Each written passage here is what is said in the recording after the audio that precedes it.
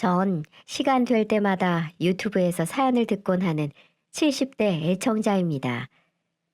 여기저기 사연을 들으면서 참으로 기가 막힌 사연도 듣고 때로는 이 늙은이도 감정이 북받쳐 너무 안타깝고 불쌍해 눈물을 흘리곤 한답니다. 그러다 이번에 저도 문득 제 이야기를 하면 어떨까 하는 생각이 들더군요. 처음엔 좀 부끄럽다는 생각도 들었지만 다들 들으시면 인생 살면서 여러분에게 귀감이 될 만한 내용들이라 한번 적어보도록 하겠습니다. 제 아내의 이름은 최덕희입니다. 조금 촌스럽게 느껴지나요? 그런데 전 지금도 아내를 부를 때 덕희야 라고 다정하게 부른답니다. 연애 때부터 늘 덕희라고 불렀거든요. 머리가 반쯤 벗겨질 만큼 나이를 먹었어도 전 제 아내를 영원히 덕희라고 부를 생각입니다. 그 이유는 제 사연을 끝까지 들어보시면 알게 되실 겁니다. 저는 대구에서 나고 자랐어요. 남산동이라고 당시 제법 번화했던 동네에서 살았는데요. 당시 그곳엔 인쇄소가 줄지어 있었고 헌책방집도 참 많았습니다. 도루묵에 막걸리 한 잔 마시러 오는 사람들이 줄지어 서 있기도 했고요. 고등학교를 막 졸업한 전 친구들과 남문시장을 쏘다니며 한 잔에 100원 하는 막걸리를 퍼마시곤 했습니다. 그때 거기서 덕희를 처음 만났어요. 어깨까지 오는 단발머리에 발그레한 볼을 가진 덕희는 가느다란 손가락으로 도루묵 한 마리를 짚고 있었는데 전 그만 그 모습을 보고는 덕희에게 한눈에 반해버리고 말았지요. 전 당시 음악을 사랑하고 열정이 넘치는 젊은이였습니다. 이상형을 운명처럼 만났는데 가만히 있을 수는 없었죠. 전 용기를 내서 덕희가 있는 테이블로 다가갔습니다. 그리고는 다짜고짜 이렇게 말했습니다. 네 이름이 뭐고? 네? 네 이름이 뭐냐고? 니도 이름이 있을 거 아이가? 당황한 덕희의 볼이 더욱 발그레해지더라고요. 오히려 덕희와 함께 있던 일행들이 제 당돌한 행동에 발끈했습니다. 하지만 오히려 전 가슴을 펴고 당당하게 말했죠. 네 마음에 든다. 이름 좀 가르쳐도. 덕희는 동그랗고 새카만 눈을 또르르 굴리며 말하더군요. 최덕희. 최덕희? 이름 이쁘네.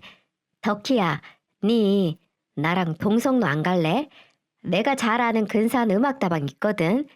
나랑 위스키티 한 잔 놓고 하루 종일 음악 듣지 않을래? 그렇게 남자답게 말을 했더니 덕희도 제가 싫지 않았던 모양입니다. 그게 덕희와 첫 데이트였어요.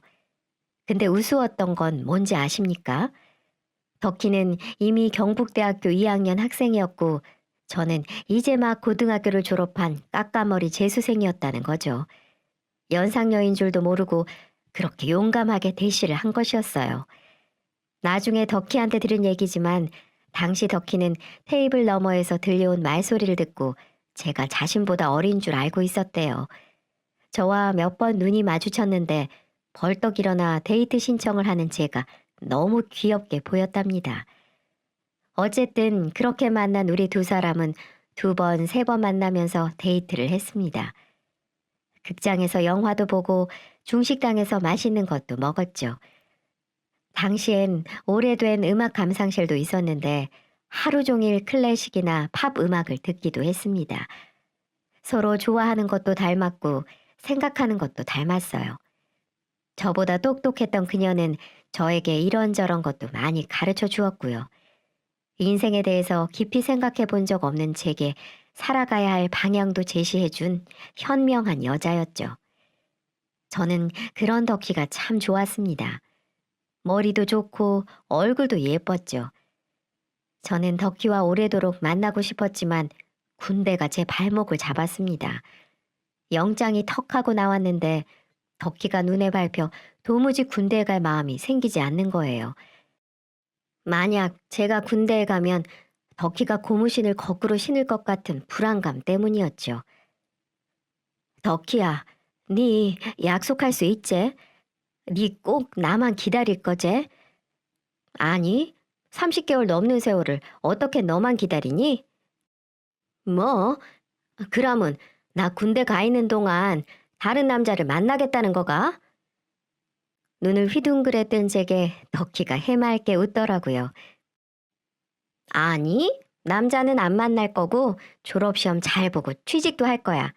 그러니까 걱정 말고 군대나 잘 다녀와 이거사. 으이그. 아이씨, 억수로 놀랬다 아이가. 저는 덕희에게 단단히 약속을 받고서야 입영열차를 탈 수 있었죠. 제가 군 생활 동안 덕희는 한결같이 절 기다려 주었고 편지도 자주 보내고 면회도 자주 왔습니다.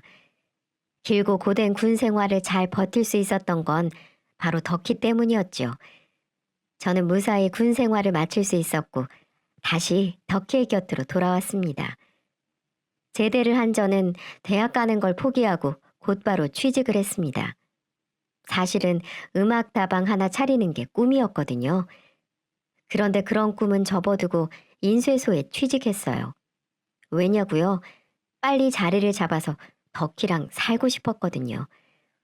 덕희와 가정을 꾸릴 수 있다면 젊은 시절 알량한 꿈 정도는 얼마든지 포기할 수 있었죠. 대학을 졸업하고 작은 무역회사에 취직한 덕희는 회사 생활도 열심히 했습니다. 우리 두 사람은 각자 사회생활을 성실히 해가며 결혼을 약속했지요. 그리고 얼마 뒤 양가 부모님에게 결혼 허락을 받은 우린 드디어 식을 올릴 수 있었습니다. 아직도 당시의 벅찬 마음이 생생하네요. 하얀 드레스를 입은 덕희의 모습이 마치 천사처럼 보였죠. 장인어른에게 덕희를 넘겨받으며 팔짱을 끼는데 가슴이 얼마나 뛰던지요. 덕희의 대학교 은사님의 주례 말씀이 하나도 귀에 들어오지 않았고 그저 천사 같은 아내 고생시키지 말고 잘 살아야겠다고 몇 번이나 다짐을 했습니다. 작은 집에서 첫 살림을 차렸고 우린 달콤한 신혼생활을 보냈습니다. 그런데 막상 살아보니까요. 몰랐던 것들을 차츰 알아가게 되더라고요. 세상 천사처럼 생긴 아내가 잠을 잘 땐 제법 코를 곤다는 것도 알게 되었고요. 요리가 서툰 아내는 된장찌개를 끓일 때 간장을 푼다는 것도 알았습니다. 낙엽이 떨어지는 나무를 한참이나 쳐다볼 만큼 소녀 같은 여자였고요. 시어머니가 돌아가셨을 땐 코가 다 헐어버릴 만큼 가슴 아파했던 착한 여자였지요. 없는 살림에도 제 생일이 되면 제가 좋아하는 팝 가수의 레코드판을 구해와서 제게 안겨주던 여자였습니다. 우리 두 사람은 그렇게 참 행복했습니다. 각자 퇴근하는 길에 똑같은 붕어빵 장수에게 똑같은 붕어빵을 사서는 동시에 내민 적도 있었고요. 넉넉하게 살지는 못해도 차곡차곡 월급이 쌓여가는 통장을 보며 똑같은 미래를 꿈꾸었지요. 그리고 덕희는 제게 엄청난 선물을 안겼습니다. 너무나 예쁘고 사랑스러운 딸을 낳아준 거죠. 그 꼬물거리는 천사를 처음 보았을 땐 얼마나 울었는지 모르겠네요. 왜 그렇게 눈물이 나던지요. 제게 이토록 예쁜 아이를 선물해준 덕희에게 참 고마웠습니다. 아내와 딸, 제 전부와 다름없는 두 사람을 목숨 걸고 지킬 거라고 다짐했습니다. 저는 아이가 생기고 난 후 더더욱 열심히 일을 했어요. 사랑스러운 아내와 토끼 같은 자식의 입에 맛있는 거 하나라도 더 먹이려고 정말 열심히 살았네요. 몸은 고되고 피곤했지만 힘들다는 생각은 하지 못했어요. 딸은 건강하게 잘 컸고 아내에 대한 사랑은 여전히 깊었습니다. 전 인쇄소에서 능력을 인정받아 차츰 직급이 올랐고요. 출산 때문에 직장을 그만둬야 했던 아내에겐 그전 회사에서 러브콜이 왔어요. 아내가 바깥에서 돈을 번다는 것이 좀 안쓰러웠지만 사회생활을 했던 아내가 애를 키우고 살림만 하는 것보단 나을 것 같다는 생각도 했고요. 아이는 근처에 사는 장모님 댁에 맡기고 우리 두 사람은 열심히 돈을 벌었습니다.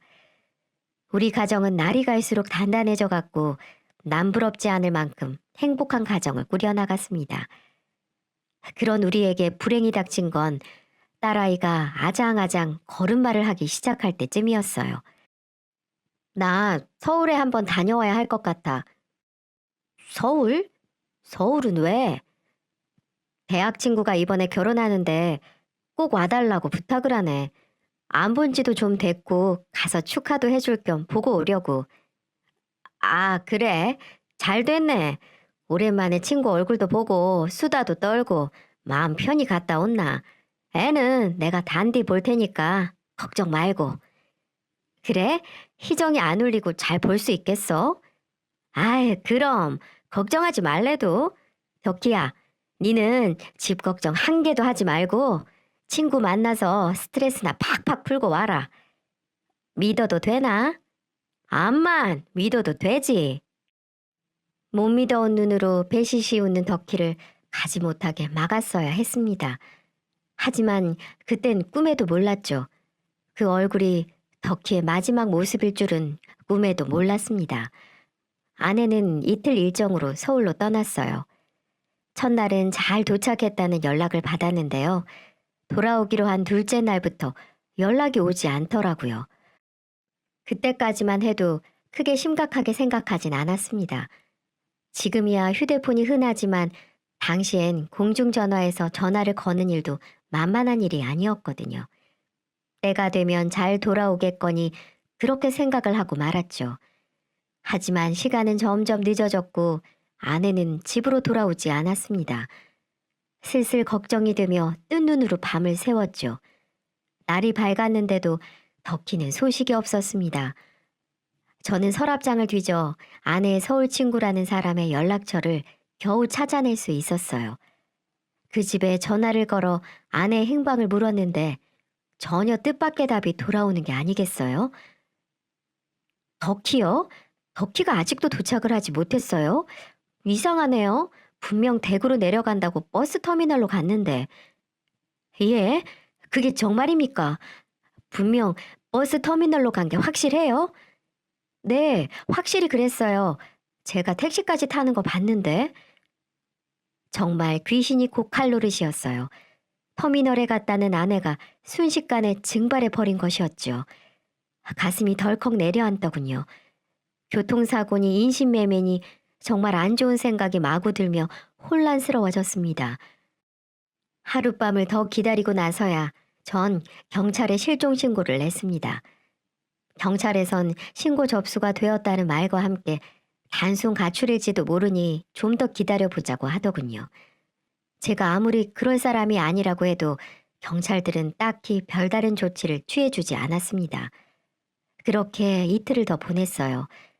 덕희는 여전히 집으로 돌아오지 않았고요.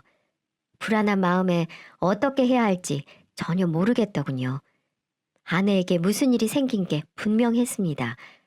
그러지 않고서야 아무 말 없이 사라질 리가 없었으니까요.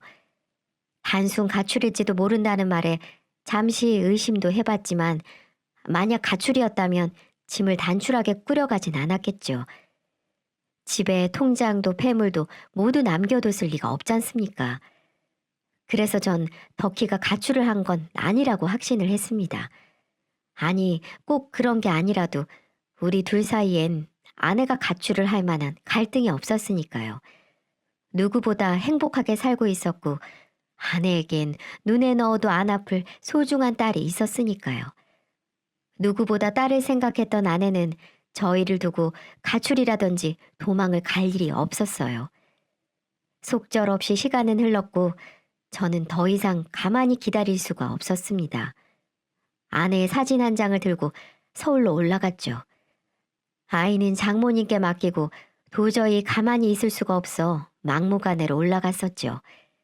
그리고 가서 아내가 친구 집을 나와서 갔다는 버스 터미널을 뒤지고 다녔습니다. 덕희야, 덕희야, 도대체 어디 있노? 내하고 우리 딸은 어떻게 살라고? 제발 돌아와 달라 말이다. 네 딸이 니를 애타게 기다리고 있단 말이다. 저는 미친 사람처럼 아내의 사진을 보여주며 흔적을 찾기 시작했습니다. 버스표를 끊어주는 매표원도, 거리를 바삐 다니는 사람들, 그리고 노포에서 장사를 하는 장사꾼에게도 말이죠. 하지만 아무도 아내를 봤다는 사람은 없었어요. 정말 막막했어요. 애타게 아내를 찾는 제게 도움을 주는 사람은 아무도 없었습니다. 담당 경찰서를 찾아가 봐도 마땅한 방법을 제시해주지 못했습니다. 그때 당시에는 요즘엔 흔하디 흔한 그 CCTV 같은 것도 없었기 때문에 유일하게 찾을 수 있는 방법은 직접 뛰어다니는 방법밖에 없었고요. 그리고 혹시 몰라서 인근 병원을 다 뒤져봤는데도 최덕희라는 환자는 없었습니다. 그렇게 결국 전 아무 성과 없이 대구로 돌아올 수밖에 없었죠. 아내가 돌아오지 않은 지 열흘이 넘어갔습니다. 대체 어디서부터 시작을 해야 할지, 아내를 찾으려면 어떻게 해야 할지 감이 잡히지가 않더라고요. 이 소식을 들은 지인들이 말도 안 된 소문들을 퍼뜨리기 시작하더군요. 어떻게 흉악범한테 납치된 거 아니야? 요즘 세상에 누가 마음 먹고 잡아가고 모를 세상이잖아. 아유, 어떡하면 좋냐. 아이고, 혹시 바람나서 도망간 거 아니야? 재수 씨 누가 봐도 미인이잖아. 분명 다른 남자하고 눈 맞아서 다른 지역에 가서 살고 있을 거야. 그러니까 더 이상 찾지 말고 네 인생 살아 이거사.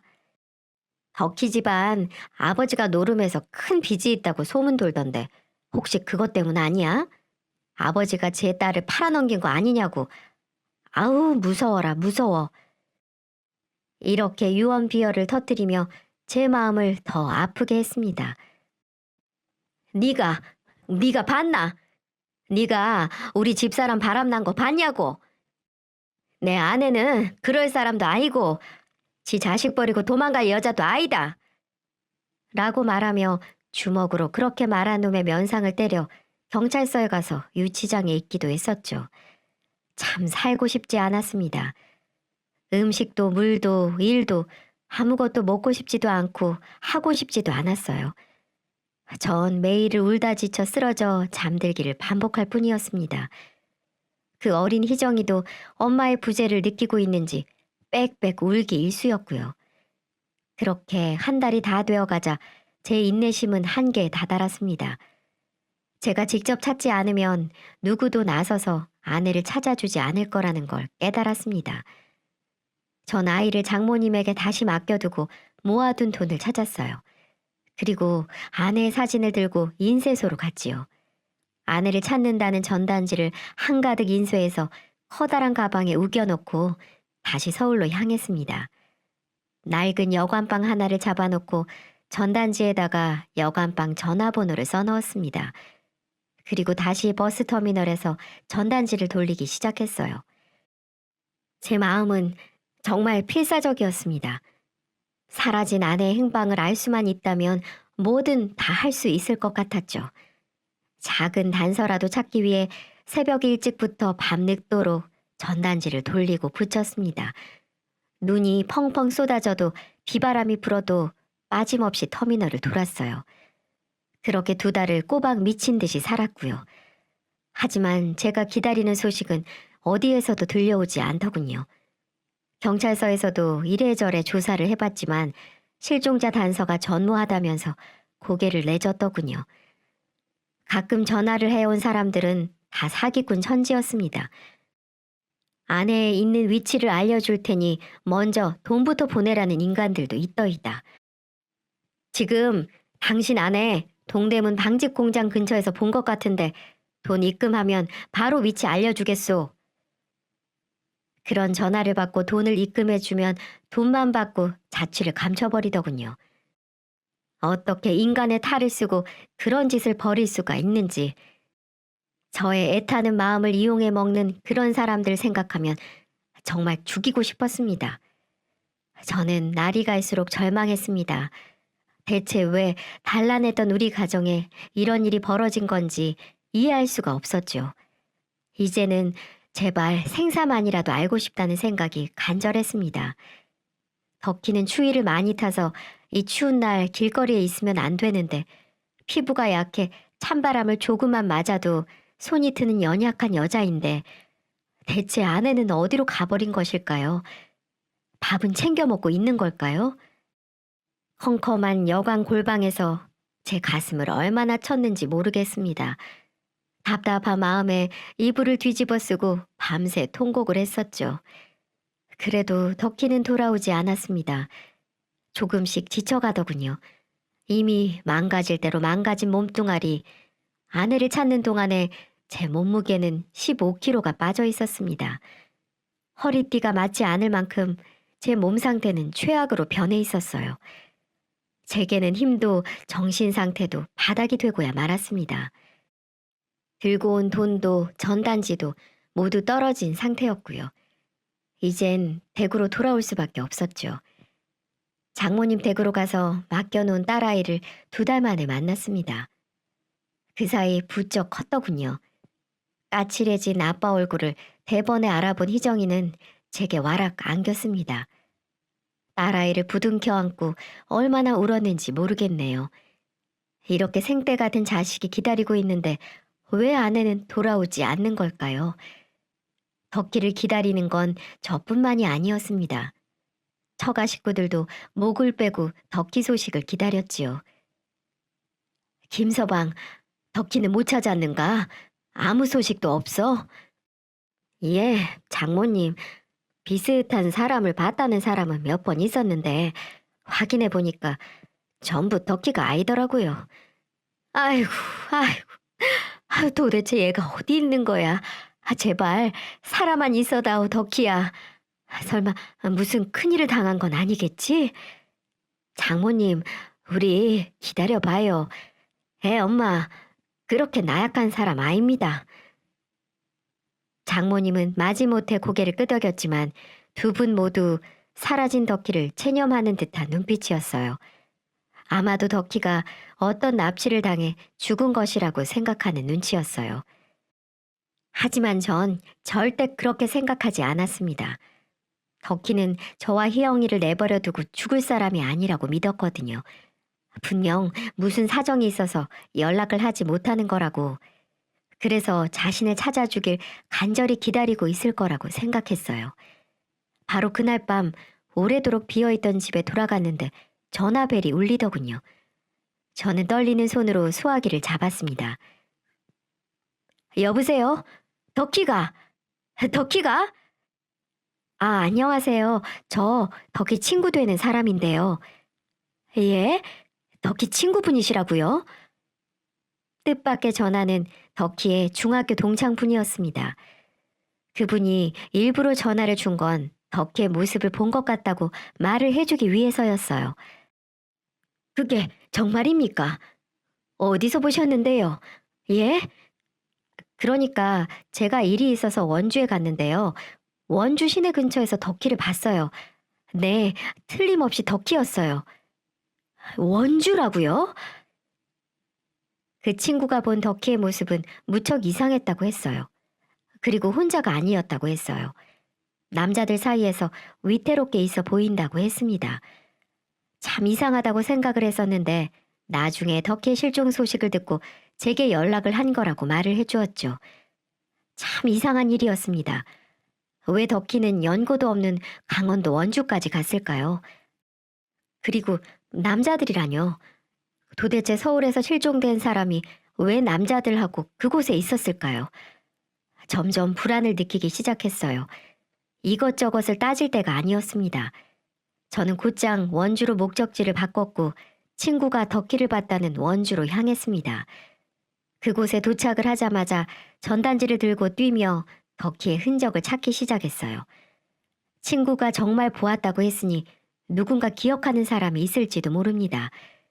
그 지역에 있는 경찰서를 찾아가 도움도 청했고 원주 터미널 근처에 있는 상점들을 일일이 돌며 아내의 자취를 찾기 시작했어요. 정말 이번에는 반드시 덕희를 찾을 수 있을 것 같다는 생각이 들더군요. 그래서 신발 깔창이 다 해지도록 뛰어다니며 원주 시내를 돌아다녔습니다. 하지만 이것마저도 2주 정도 생활을 하다 보니 희망이 점점 사라지더군요. 아무리 애타게 찾아도 덕희를 찾을 수 없었습니다. 간혹 덕희를 본 것 같다고 말한 사람도 있었지만 기억이 모호하고 터미널 근처에서 봤다는 말뿐이었어요. 경찰서에서도 특별히 뾰족한 수가 없다는 말뿐이었고요. 그렇게 전 그 뒤로도 원주에서 대구로, 대구에서 다시 서울로, 서울에서 다시 원주로 그렇게 방랑자 같은 생활을 3년 넘게 했지요. 하지만 덕희의 흔적은 찾지 못했습니다. 결국 저도 포기할 수밖에 없었고요. 돌아오지 않는 아내만 찾아 헤맬 수는 없었습니다. 제겐 책임져야 할 딸이 있었으니까요. 남은 전단지를 모두 버리고 대구로 돌아올 때가 제일 슬펐던 것 같습니다. 제가 덕희를 찾는 일을 포기한 순간이 바로 덕희가 진짜 죽는 순간 같았거든요. 여보, 미안하다. 네, 더 이상은 힘들어서 못하겠다. 내를 욕해도 좋고, 내를 미워해도 좋다. 하지만 이제는 진짜 나도 이제는 어쩔 수가 없다. 미안하대. 진짜로 미안하대. 얼마나 가슴을 부여잡고 울었는지 모르겠네요. 남들이 미친 사람이라고 욕을 하든 이상하게 쳐다보든 전 전혀 신경을 쓰지 않았어요. 그 순간에 흘린 눈물이 제게는 마지막이라고 다짐을 했거든요. 아내를 잃었지만 제 딸을 위해 살아야만 했습니다. 제게 눈물을 흘릴 만큼 여유는 없었어요. 3년이라는 긴 시간 동안 아내를 찾아다니느라 제대로 안아보지도 못한 우리 딸. 이제는 우리 딸을 위해 아내를 잊어야 했어요. 제가 잊지 않으면 가장 힘들어하는 건 제 딸일 테니까요. 그때부터 저는 이악 물고 살았습니다. 아내 생각이 시도 때도 없이 떠올랐지만 어금니 꽉 깨물고 아이를 키웠죠. 직장도 다시 다녔고 엄마 없는 딸을 부족함 없이 키우기 위해 정말 열심히도 살았네요.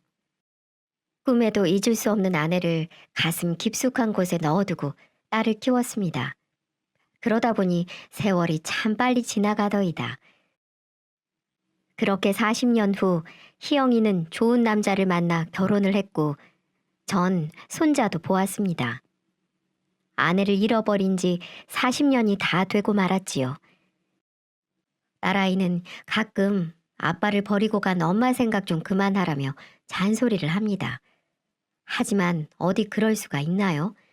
제가 태어나서 사랑한 유일한 여자인걸요. 제 기억 속엔 발그레한 볼을 가진 덕희의 모습이 선명한데요. 그러던 어느 날이었습니다. 저는 소파에 앉아 따사로운 봄볕을 맞으며 TV를 보고 있었죠. 마침 불쌍한 사람을 돕는 후원 프로그램이 화면에 비추더군요. 아무 생각 없이 TV를 보고 있었는데 저는 화면 속에서 어떤 한 할머니를 보고 깜짝 놀라고 말았습니다. 그 속에서 제가 그토록 찾던 얼굴이 스치는 게 아니겠습니까? 대번에 알아볼 수 있었어요.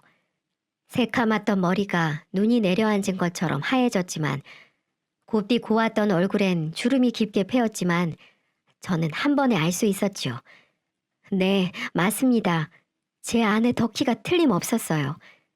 꼬부랑 할머니가 다 되었지만 발그레한 볼은 여전했거든요. TV 화면에 초점이 없는 눈으로 화면을 바라보는 모습. 40년이 흘렀어도 인생의 제 유일한 아내였던 덕희가 맞았어요. 저는 미친 사람처럼 전화통을 붙잡고 방송국에 전화를 걸어 TV 속 그곳이 어딘지 찾기 시작했습니다. 딸에게 전화를 해서 니네 엄마 찾았다고 빨리 와달라고 말을 했어요. 여러분들, 사람이 심장이 벌컹벌컹거리고 심장 박동수가 미친 듯이 뛰는 기분 다들 겪어보셨을 겁니다. 제가 바로 그런 경우였어요. 그렇게 곧바로 딸 내외가 저를 데리고 이동한 곳은 충청도 끝자락에 있는 어느 시골의 양로원이었습니다. 떨리는 손으로 양로원 관계자들을 만났고 제 아내가 있는지 물었습니다. 선생님, 최덕희, 제가 최덕희라는 사람의 남편입니다. 제가 어제 TV 보고 찾아오게 되었습니다. 저 좀 만나게 해주세요. 네, 잠시만요. 그런데 최덕희라는 분 맞나요? 저희 시설에는 최덕희라는 분이 없는데요? 아유, 무슨 소리입니까? 제가 어제 분명 TV에서 봤는데요. 그래요? 이상하네. 그럼 저와 같이 한번 둘러보시겠어요? 분명 맞으시다면 어딘가에는 있을 수가 있겠죠. 네, 알겠습니다. 감사합니다. 그렇게 저와 제 딸 내외는 양로원 시설을 전부 꼼꼼히 확인하기 시작했어요. 그리고 얼마 후 휠체어에 앉아 창밖을 바라보는 백발의 노인. 아, 지금 그 모습을 생각하니 또다시 눈물이 앞서네요. 그 뒷모습을 봐도 저는 그 노인이 제 아내라는 걸 금방 알아차릴 수 있었습니다. 여보, 덕희야. 아내는 저를 알아보지 못했어요. 여보, 나 왔어. 나 왔다고. 당신 남편, 그리고 당신 딸, 우리 못 알아보겠어? 그 순간 시설 관계자가 나서서 말을 해주더이다. 할머니 오셨을 때 어떤 아주머니가 데리고 와서 김희자라고 부르시던데요. 그래서 저희도 김희자 할머니로 부르고 있어요. 네? 뭐라고요? 기억을 못한다니요? 네, 저희 시설에 온 지 정말 오래되셨는데 전혀 기억을 못하시더라고요. 들어보니 어디 길거리에서 노숙 생활을 하다가 발견이 됐다고 하더라고요. 그 모습을 보고 어떤 분이 안쓰러워서 한동안 후원해 주셨다가 힘들어지자 이 시설로 보내셨다는 얘기를 들었습니다. 청천벽력 같은 소리. 그동안 아내는 어떤 이유인지 몰라도 긴 세월을 노숙을 하며 제정신이 아닌 상태에서 생활을 하다 한 귀인을 만나 여기까지 오게 된 거였어요. 저는 그런 아내의 눈을 바라봤습니다. 아내는 눈을 껌뻑거리기만 할 뿐 저를 알아보지 못하더군요. 가슴이 미어지는 것 같았습니다. 아내는 무슨 충격 때문인지 자신에 관해서 모두 잊고 만 것이었죠. 그토록 찾아 헤맨 아내를 40년 만에 이렇게 만날 줄은 꿈에도 몰랐습니다. 전 낯설어하는 아내를 향해 말했습니다. 덕희야. 제 목소리에 아내가 저와 눈을 맞추더군요. 덕희야, 나야. 이제 집에 가야지. 누구세요, 아저씨? 저도 못 알아보는 아내를 데리고 곧장 집으로 왔습니다. 딸은 집으로 오는 내내 기억 속에 전혀 없는 제 엄마를 보며 눈물을 흘리더군요. 그토록 미워했던 엄마를 이렇게 40년이 흘러서야 온전치 못한 상태에서 본 탓인지 연신 말없이 뒷좌석에서 아내를 안아주며 부둥켜 울고 있더이다. 드디어 모녀가 40년 만에 상봉하는 그 순간이었어요. 저는 그때부터 아내의 기억을 되살리기 위해 노력을 많이 했어요. 덕희의 기억을 되살리기 위해 병원도 다니고 옛 추억이 깃든 물건들도 보여주었습니다. 아주 오래전 손수 짜주었던 짤막한 스웨터도 보여주었고 덕희는 그 스웨터를 보며 흐뭇하게 웃더군요. 저와 함께 연애했던 흑백 사진들, 저와 연애했던 추억들, 우리 딸을 처음으로 안아들었던 행복한 순간들, 그리고 아내를 낳아준 고인이 되신 장모님, 장인어른에 대한 기억들. 저는 그렇게 병원에서 수면 치료도 받으면서 아내의 기억을 되살리기 위해 제 인생을 다 바쳤습니다. 아저씨, 배고파. 밥 줘. 아내가 배가 고프다고 하면 저는 새벽에 깨서라도 밥을 차려주었고, 아저씨 정말 복 받을 거야. 정말 좋은 사람이야. 라고 저를 칭찬해 줄 때는 어찌나 눈물이 흐르던지 겪어보지 않은 사람은 아마 제 마음을 모르실 겁니다. 그렇게 제가 노력한 덕분일까요? 하늘에서 제 기도에 응답이라도 해주신 걸까요? 아내가 집으로 돌아온 지 딱 2년 만에 서서히 기억이 돌아오기 시작했어요. 정말 기적 같은 일이 벌어지기 시작했죠. 어느 날 아침에 일어나서 여느 때처럼 아내 밥을 차려주려고 준비 중이었는데 아내가 나지막히 저를 부르는 겁니다. 희정 아빠. 저는 처음에 잘못 들은 줄 알았어요. TV 소리인 줄만 알았습니다. 그런데 조금 후, 여보. 아내는 또렷이 저를 부르는 게 맞았어요. 감사합니다. 하나님, 부처님, 정말 감사합니다. 제 아내를 다시 제게로 이렇게 보내주셔서 감사합니다. 여보, 돌아와줘서 정말 고마워. 내 아내로 다시 돌아와줘서 너무 감사해요. 하면서 얼마나 부둥켜 안고 울었는지 몰라요. 아내도 마찬가지였고요.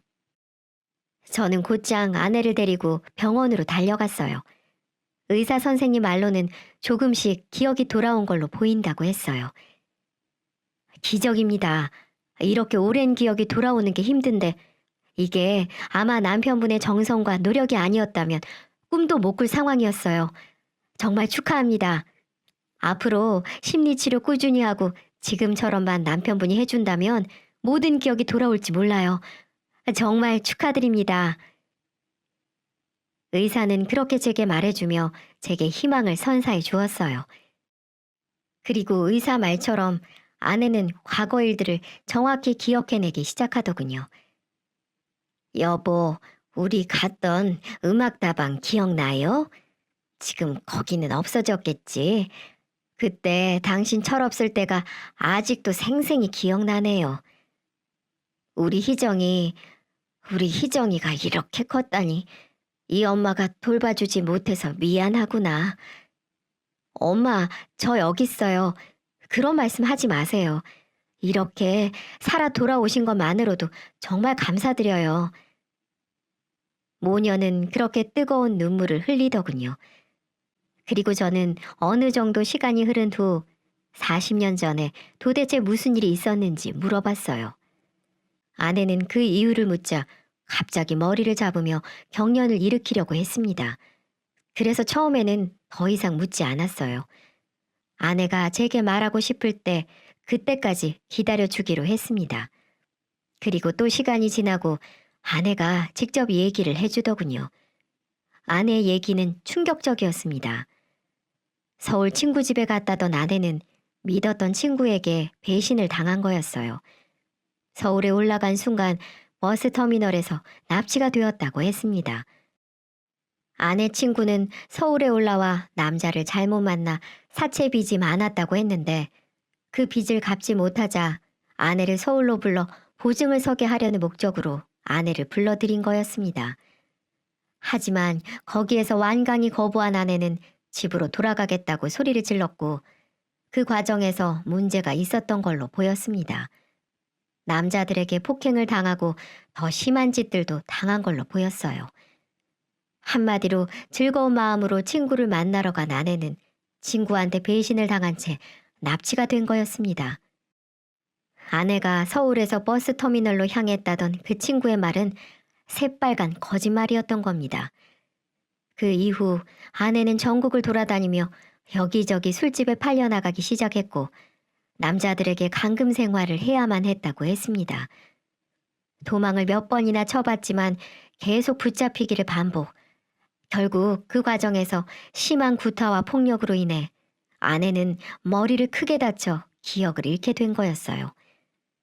그러다 아내가 기억이 돌아오지 않고 쓸모가 없어지자 그들은 아내를 쓰레기처럼 버려버리게 된 거였죠. 그렇게 아내는 오랫동안 본인이 누구인지도 모른 채 노숙 생활을 전전하며 힘든 생활을 했고 한겨울에 추위에 떨고 있는 아내를 발견한 어떤 아주머니가 한동안은 돌봐주셨다고 했습니다. 하지만 그것마저도 아주머니가 암에 걸리면서 아내를 보살피기 힘들어지자 그 아주머니는 아내를 시설로 보낸 걸로 보였어요. 나중에 시설에 문의해 그 아주머니의 연락처를 받고 연락을 해봤지만 아주머니는 이미 고인이 되신 상태시더군요. 왜 하늘은 이런 좋은 분들을 일찍 데려가시는 건지요. 아내는 그렇게 말을 하며 눈물을 흘리더군요. 얼마나 아팠을까요? 얼마나 무서웠을까요? 아내는 제게 이것보다 더 심하게 당한 말들을 해주었지만 저도 더 이상은 가슴이 아픈지라 더 이상은 적지 않겠습니다. 그저 이렇게 살아 돌아와 준 것만으로도 감사했어요. 아내는 다시 기억이 돌아와서 그런지 요즘 악몽을 꾸곤 합니다. 저는 그 모습을 보고 주름진 손으로 아내를 꼭 안아주고 있고요. 아내를 이용해 먹은 그 못된 친구년을 찾아서 콩밥을 먹이고 싶었지만 그녀는 이미 10년 전에 죽고 없더이다. 아내를 농락한 그 남자들은 어디에서 찾아보기도 힘들고 세월이 지나 흔적도 찾을 수가 없더군요. 아내의 복수를 해주고 싶었지만 그렇지 못한 이 현실이 너무 안타까웠습니다. 그래서 지금은 그저 아내가 최대한 안정을 찾을 수 있게 옆에서 도와주고 있네요. 아내를 잊지 못해 40년을 재혼을 하지 않고 기다렸는데 이렇게라도 만나서 얼마나 고맙고 감사한지 모른답니다. 현재 아내는 딸과 함께 많은 시간을 보내고 있습니다. 40년 동안의 긴 공백을 채우려는 듯 딸은 시간 날 때마다 찾아와 아내의 말벗이 되어주고 사랑을 듬뿍 준답니다. 그런 모녀의 모습을 보면 얼마나 감동스러운지 몰라요. 얼마 전에 설에는 제 손주에게 용돈도 직접 주었습니다. 이제 제가 소망하는 건 아내가 어둠 속에서 벗어나 가족의 소중함을 느끼게 해주고 행복을 다시 찾아주는 일이 아닌가 싶네요. 아내는 지금 제 옆에서 새근새근 코를 골고 자고 있네요. 고단했던 과거를 다 잊고 평온하게 잠들어 있는 것입니다. 이제 제 이야기는 이쯤에서 마무리를 할까 합니다. 저와 아내의 운명 같은 만남 어떠셨나요? 사람은 간절히 원하면 언젠가는 꼭 이루어진다고 하잖아요. 여러분들도 저처럼 간절히 소망하고 원한다면 기적 같은 희망을 볼 수 있으니 포기하지 마시고 부디 잘 이겨내셨으면 합니다.